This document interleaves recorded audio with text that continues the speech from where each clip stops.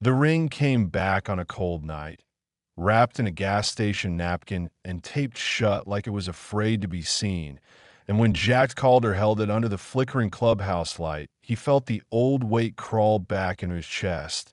That familiar pressure that never fully left, because the ring was supposed to be gone forever, burned with the rest of that life. And yet here it was, Sarah's engagement ring. The one he slid onto her finger before the prison bids and the blood debts and the patches. Returned by a skinny runaway kid who didn't say a word and didn't look back when he bolted into the dark, leaving the Iron Serpents staring at the door like a ghost had just passed through them. And Jax's first instinct wasn't relief or gratitude, but suspicion, because mistrust was the flaw that ran him now, deeper than loyalty, deeper than love, and it told him this wasn't kindness. It was a signal, a buried thing clawing its way up from the past.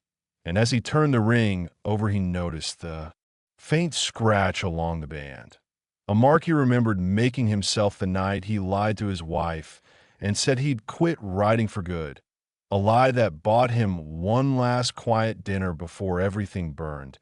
And suddenly the clubhouse noise dropped away, replaced by the echo of sirens and Sarah's face behind hospital glass, pale and brave and already gone, while Brick the Enforcer shifted his weight near the pool table and muttered that kids don't just wander into Hell's Angels territory with sacred metal unless someone sent them.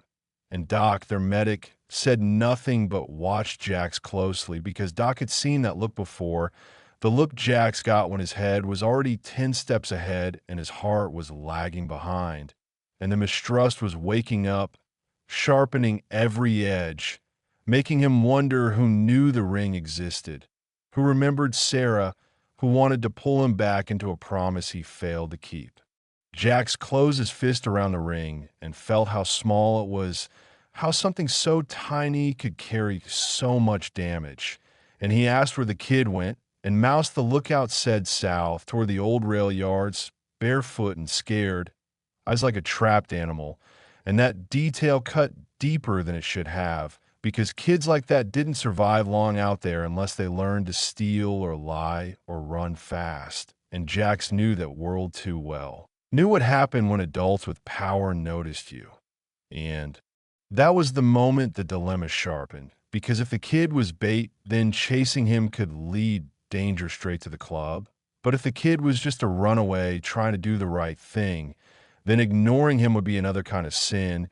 And the Iron Serpents were built on a code that said you protect the weak even when it costs you, but codes get blurry when enemies learn how to use them against you. And Jax's mistrust whispered that this was a test, a probe, maybe from the angels, maybe from the law, maybe from someone who knew about Sarah's ring and wanted to see if it still owned him. And he hated that the whisper sounded so reasonable. Before we continue, make sure to subscribe and tell us in the comments where you're watching from. The clubhouse door creaked as a truck passed outside, headlights dragging shadows across the walls like moving bars. And Jax finally spoke, his voice low and steady, saying nobody touches the kid until he knows why the ring came back. And Brick argued that letting a witness run was bad math, while Lena, the strategist, reminded them that grabbing a runaway in Angel territory would light up every scanner within 5 miles. And through it all, Jax kept turning the napkin over, noticing there was no message at all, no plea, no name, nothing but silence, which somehow felt louder than words. And that silence took him back to a jail visiting room years ago when Sarah slid the ring across the table and said she couldn't wear it anymore because it made people ask questions she couldn't answer. And he'd promised he'd come back clean and whole, a promise that cracked the moment he chose the club over the quiet life. And now here was that same silence, asking him what he was going to do this time, who he was going to protect, and what it would cost. And when Doc finally cleared his throat and said the kid looked sick, feverish, maybe dehydrated, Jax felt the choice tighten like a noose because mistrust told him to lock the doors and wait for the trap to spring. But something older, something closer to guilt, told him that a runaway who returned a dead woman's ring without asking for anything was either the bravest kid alive or already half broken, and either way, leaving him out there would stain them all. So Jax slipped the ring onto the chain around his neck, the metal cold against his skin, and said they'd ride at first light quiet and fast to find the kid and hear the truth from his own mouth. And nobody argued after that, because when Jax decided, it was never loud, just final. And as the men dispersed and the engines outside hummed like restless animals, Jack stayed behind a moment longer, staring at Sarah's ring and wondering which past was coming back for him now. The one that loved him or the one that was finally ready to collect.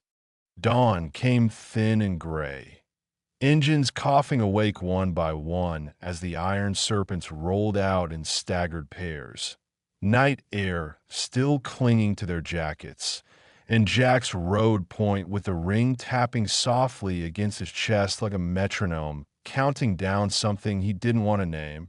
His eyes scanning mirrors more than the road because mistrust had him seeing shapes in every shadow, while behind him brick rode tight and silent. Lena's head always tilted like she was mapping angles, even at 60 miles an hour, Mouse looping wide on overpasses to watch for tails, and Doc bringing up the rear with his saddlebags full of supplies and a knot in his stomach that had nothing to do with medicine. Because Doc had patched up bodies for years, but today felt different, personal, the way it did when the hurt wasn't bleeding yet, and when they cut their engines near the rail yards and moved on foot through rusted boxcars and weeds sharp enough to cut skin. Doc's thoughts drifted to his sister who ran at 16 and never came back, a memory he kept locked away because it made his hands shake.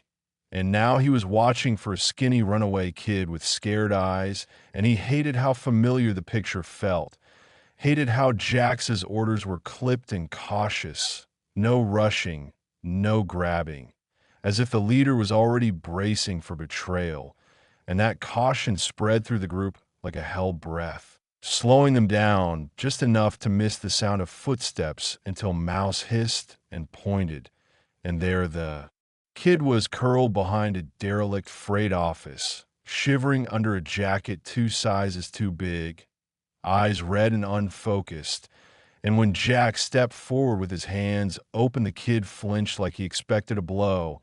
And that flinch cracked something in Doc, because sickness had a look, and this was it. Fever, sweat, and cracked lips. And Doc moved without thinking, kneeling, talking soft, asking the kid's name, which came out as Eli, barely audible. And Eli said he didn't steal the ring, said a woman.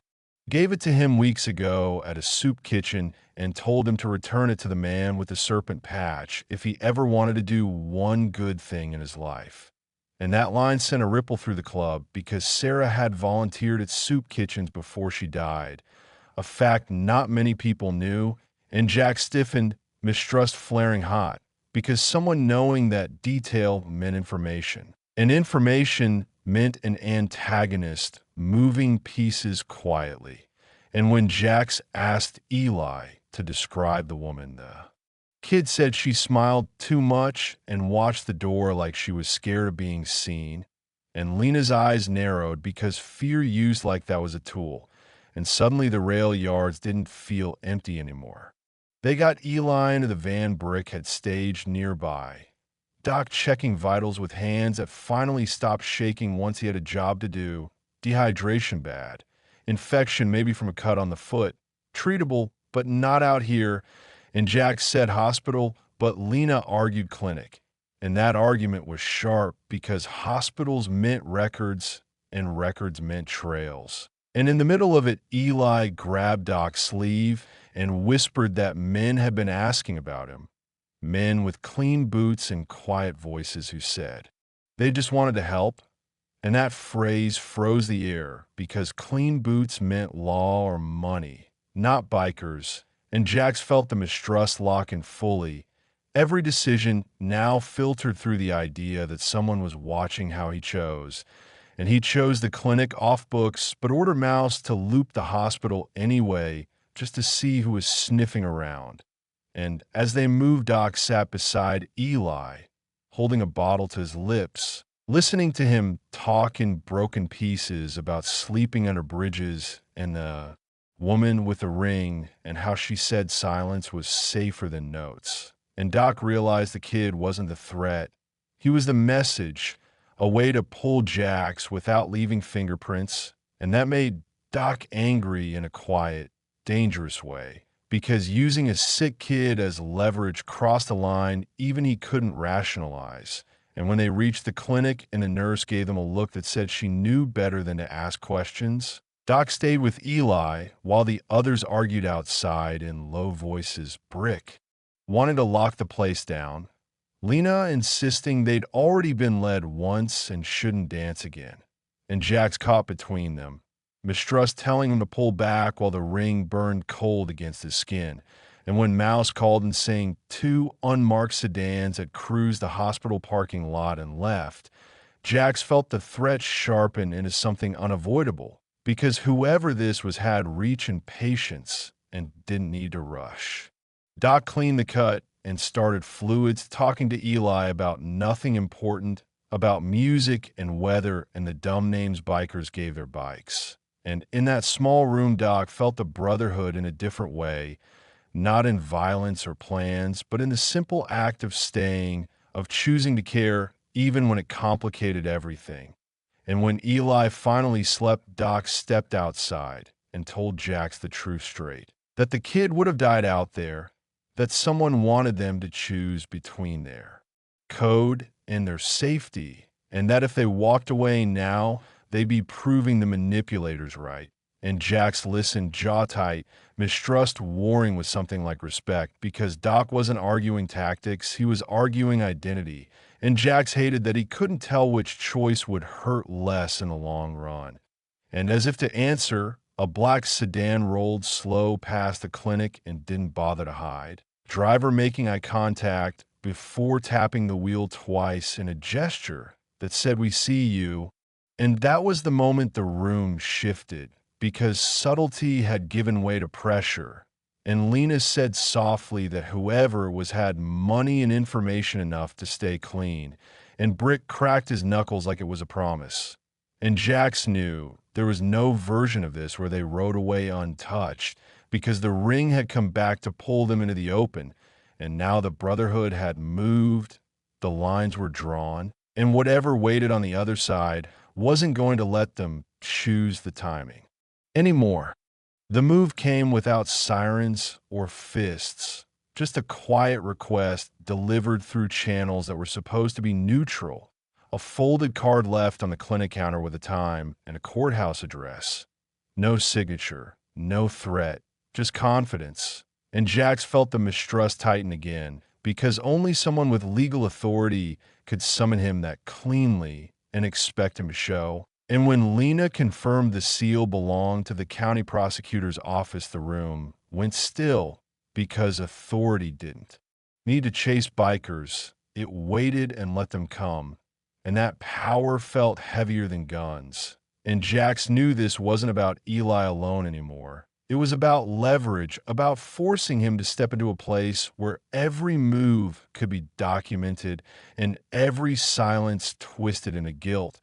And when Doc argued they should move the kid again, Jax shook his head, because running now would turn the quiet pressure into a public hunt. And his mistrust told him that this antagonist wanted him visible, measured, reacting, and the only way to deny that was to choose the terms as much as possible.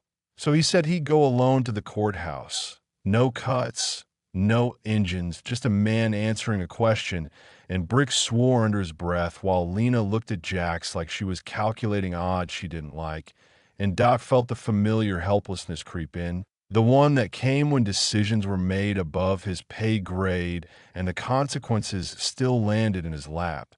and outside the black sedan waited again, patient as a parked animal. The courthouse smelled like old paper and floor polish, a place where voices softened without being asked, and Jack sat across from Assistant Prosecutor Mara Keene, a woman with sharp eyes and a calm that came from knowing she didn't have to raise her voice because the law did it for her, and she didn't waste time with pleasantries. She laid out photographs of Sarah at the soup kitchen, of Eli on the street, of Jack's outside the clinic. Information stacked neatly like evidence, even when it wasn't being used as such. And she said she wasn't interested in busting the Iron Serpents today. She was interested in a pattern, a dead woman who volunteered in the wrong places, a runaway used as a courier, and a biker leader with a history of not trusting anyone enough to see the trap until it closed.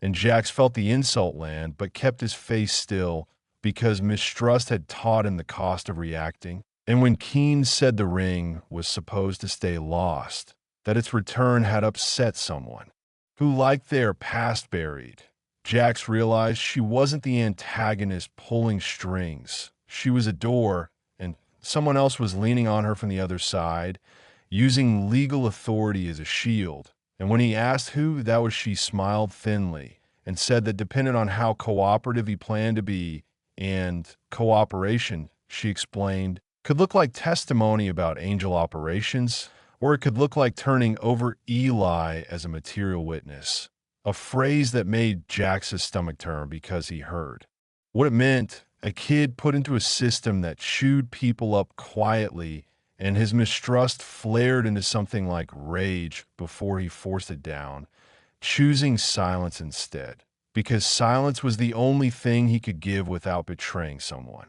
While Jack sat under fluorescent lights, the club moved without him, Brick and Lena watching the clinic from different angles, Doc inside with Eli, who woke crying from a fever dream about men with clean boots, and Doc lied gently and said they were gone, even as he knew better. And when Mouse radioed that a county SUV had parked 2 blocks away and stayed there, Lena made the call to move Eli again, because escalation had arrived and waiting was no longer neutral, and Doc argued but moved. Anyway, packing fast, his hands steady, but his heart pounding, because this felt like the moment everything tipped.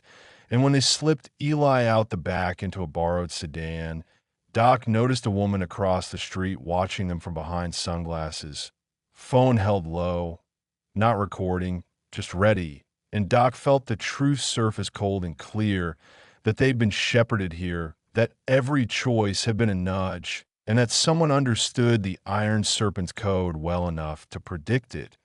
And as they drove, Eli finally said the woman from the soup kitchen told him that if anyone asked questions, he should say nothing, because silence couldn't be twisted. And Doc swallowed hard because he knew that wasn't entirely true. Silence could be used as easily as words if the right person framed it. Jax left the courthouse without shaking Keene's hand, the air outside feeling too open after the control pressure inside.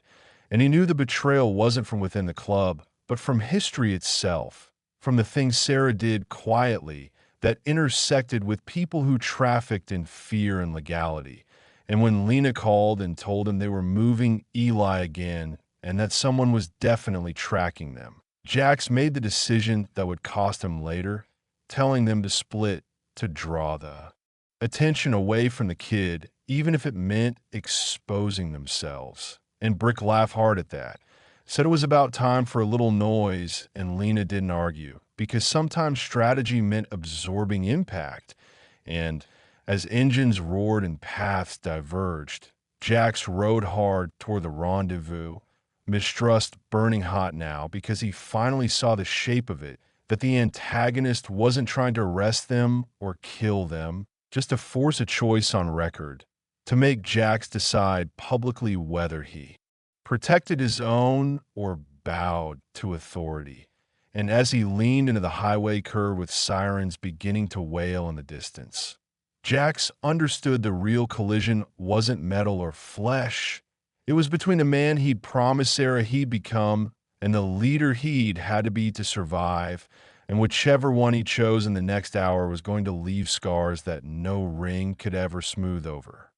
The end came not with a crash, but with a narrowing, the world shrinking down to a courthouse hallway and a choice that would be written into files whether Jax liked it or not.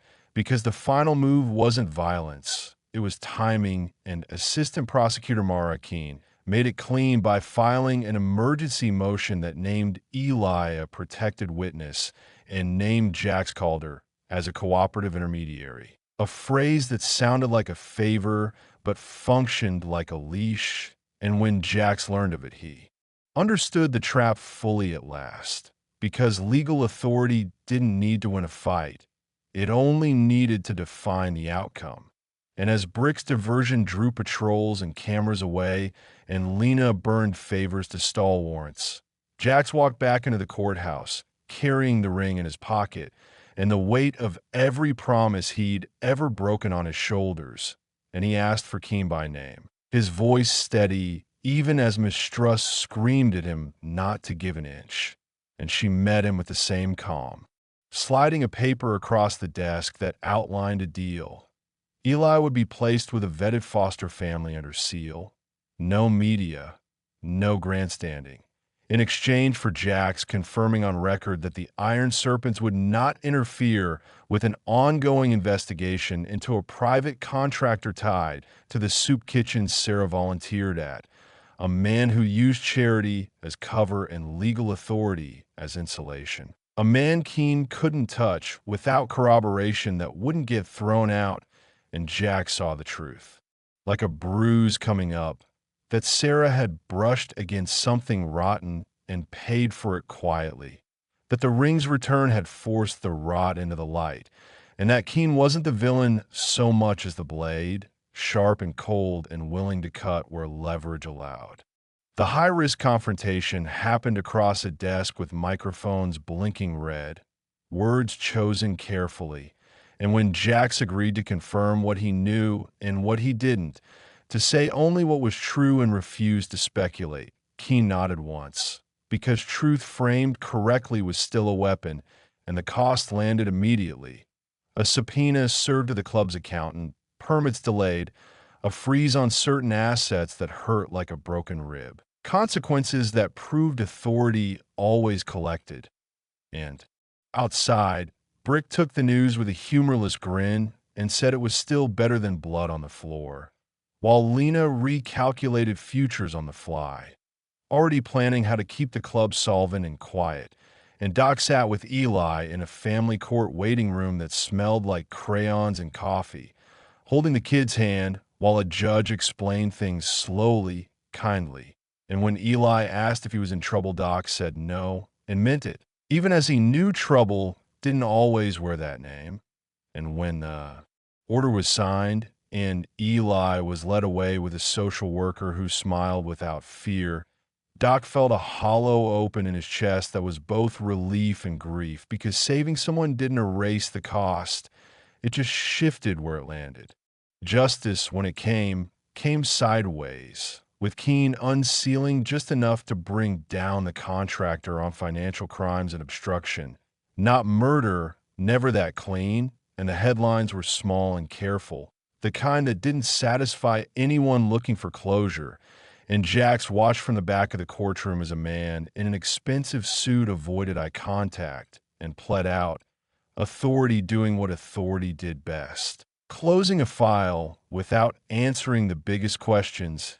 And afterward, Keene met Jackson Hall and said this was as far as it went, that sometimes the system could only promise less harm, not truth. And Jax nodded because mistrust had taught him not to expect more. And when he stepped outside and felt the sun on his face, he touched the ring through his jacket and finally understood that returning it to fire wouldn't erase anything. So he did the harder thing. He gave it to Doc to hold for now, because Doc knew how to keep fragile things safe without pretending they weren't breakable. The consequences kept rippling. A funeral without a body as the club gathered to say what they never said aloud, to honor Sarah's quiet courage and the part of themselves they lost chasing noise. Brick standing watch with eyes scanning habitually even as his shoulders sagged. Lena counting names and favors and finding a way through. Mouse taking longer routes and sleeping lighter. And Jack standing apart, leader still, but altered, because mistrust hadn't gone away. It had been tempered, reshaped by the knowledge that refusing to trust could be as dangerous as trusting the wrong person. And when Eli sent a postcard weeks later with nothing written but a shaky drawing of a motorcycle and a house with a tree, Jax felt something loosen that he hadn't known was locked. Not redemption, not forgiveness, just an uneasy peace, the kind that let you breathe without believing the air was clean. On a night ride after the dust settled, engines low and lights cutting a clean path through dark, Jax rode at the back for once and watched his brothers and sister hold formation without him. A small test that told him the club was bigger than his fear, and when they stopped at a turnout overlooking empty highway, he took the ring from Doc and slid it back onto the chain, not as an anchor to the past, but as a marker of cost. And he said nothing, because silence had its place too. And as the Iron Serpents rolled on, not chased, not celebrated, just moving forward with scars accounted for, Jax accepted that justice rarely sang and consequences always whispered, and that sometimes the bravest thing a leader could do was choose the Messier mercy and live with the balance it left behind.